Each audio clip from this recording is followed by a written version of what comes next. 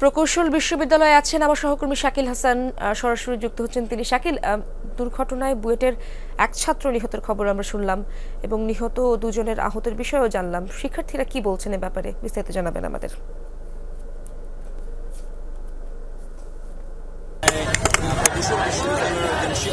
মাসুদ তিনি কর্মীটোলা হাসপাতালে মারা গেছেন। তাকে হাসপাতালে নেওয়ার পর তাকে চিকিৎসকরা মৃত ঘোষণা করেন এবং সেখান থেকে তার স্বজনরা বুয়েটের একটি অ্যাম্বুলেন্সে করে মরদেহ কিন্তু নিয়ে গেছেন এবং বুয়েটের শিক্ষার্থীরা বলছেন বিকেলের দিকে তার জানাজা হতে পারে বুয়েটে।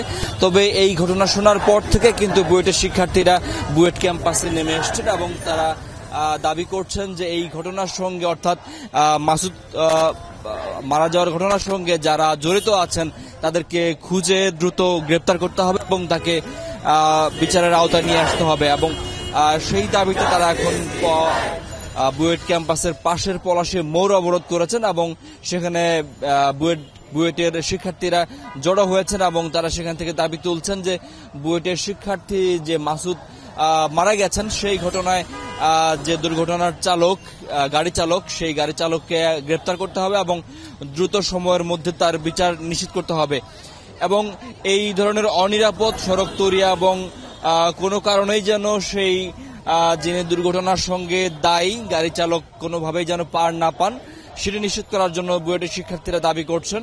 পাশাপাশি তারা বলছেন যে বুয়েটের শিক্ষার্থী যিনি মারা গেছেন এই ধরনের ঘটনা এখন পর্যন্ত কেন সেই গাড়ি